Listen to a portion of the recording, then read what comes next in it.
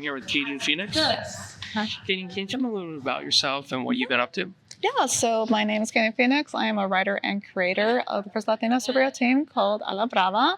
It is all Latina artists, and each Latina superhero has an origin story as well as Latina superhero team as well. Great. Oh, wow. What inspired you to do this? Representation. Really, it's like, I was like, what can I write that I want to see on the big screen? And my first thought was a Latino superhero. So I wrote out the feature-length screenplay. I shot a short film with a sizzle. I did a pitch deck, and everyone I showed said this should be a comic book. And every time I was like, no, it's fine. And enough people told me, and I do truth by consensus. And so I was like, okay, I'll make it a comic book. And so that's kind of just how it started on all of it. But at the end of the day, it's just representation. Like, why aren't we superheroes? Why aren't we villains? Well, we are always villains. But like, why aren't we superheroes? Why aren't we mentors? Why aren't we supporting characters?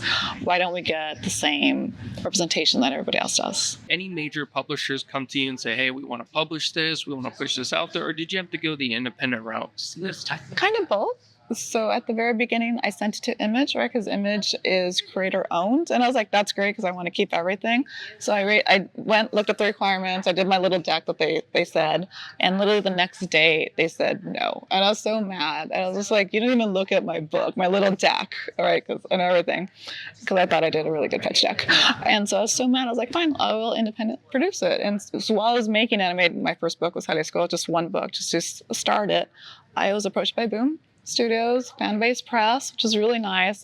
They want all rights, and instead of just publishing rights, they want film, TV rights. And I come from film, and I was just like, no way, you're gonna get my. I paid for my artists, I paid for parenting, I paid for everything, and obviously rights are important. And so I said no, thank you. And so I kept printing it. Dark Horse approached me as well. Scott Comics has approached me as well. I've run into really nice people approaching me, just finding me at the Comic-Con booths, because I've been to C2E2, New York Comic Con, Emerald City, San Diego WonderCon, LA Comic Con, of course. And so it's being seen and people are aware of it, which is really nice. But at the end of the day, they want all the rights. And so at New York Comic Con, McNeil Publishing approached me, and I said the exact same thing. I said, thank you, but I need to keep all my rights. You can have my publishing rights, a license, my publishing rights. And they said, that's fine. And so for my superheroes, the contracts are signed. It comes out next year. Oh, wow. Yeah. That's an amazing story. So you stuck to your your guns, and you're like, no, I'm keeping, the film, TV rights. Absolutely. That's inspirational, actually, because I think a lot of creators ended up giving those rights. They do. I come from film and TV, and my whole purpose, and still my end game, is to get into a TV series, a movie, anything. Whether it's live action, it's animated, that doesn't matter, right? You think in shows like a Batman, it lives live action, it lives animated. You switch it to TV series, it's a movie, just wait. And why not have it with this as well? Well, that's a great show.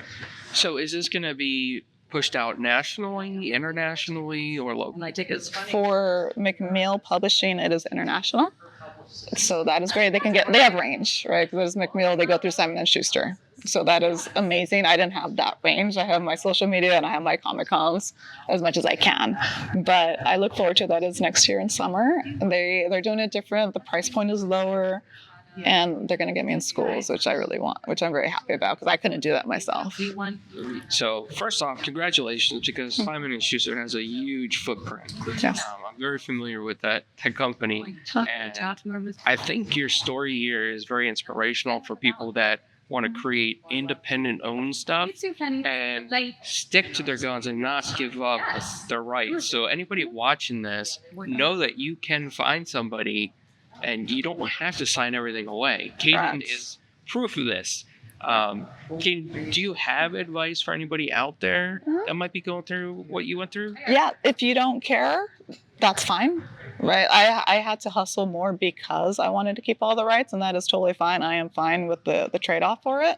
If you just wanted to get seen, Boom is amazing, right? Dark Horse is amazing. Everybody has licensing with different studios, and that is really, really cool, and that is fine if that is what you want. So at the end of the day, just figure out what you want and what you're willing to give up for what you want at the same time. I know you're here at San Diego Comic-Con because of the panel that you were on. Can you tell me a little bit about the panel? Yes, I was so lucky. I was around amazing industry professionals, my friends as well, but my industry professionals that I look up to. So I was entered Latina Superheroes because each one of these professionals are superheroes in their own right, behind the scenes. So behind the panel, behind the camera, they're the ones getting to choose. They're the ones fighting for representation, whether for themselves as well as how we're seen on camera, how we're portrayed, different particular characteristics about us as well. And so to be part of something that is a movement, if you will, because they've been around much longer than I have, it's just really nice to see fighters, and that's what we need, are just people that fight for us. And going back to your comic, are you able to tell us a little bit about the characters? Yes, absolutely. I'll go through them really fast. So they're all different heritages within the Latina diaspora. So my first one is Jalisco. She's my dancer from Mexico. She dances Locorico, which is a Mexican dress. And there's blades that come out of her dress. So when she's dancing, she can reflect bullets, or she goes like that and they shoot out as well. Second one is Santa. She's my Texan girl, my Tejana. She has divine strength and deja vu, and she takes on Ice, which is Irene Chavez Estevez. And Ice is, of course, symbolic for ice. And she takes on Ice, who's running for mayor in a town full of luchadoras, because Texans like to fight, so I made them all luchadoras. My next one after that is Loquita. She is my Puerto Rican Cuban from Miami, supernatural teen detective, fights demons while going to high school. After is Luca, my Chicana superhero. That is where I'm from, is East LA, so I put one after that. Everyone thought I was a chola growing up, and I look complete opposite of a chola.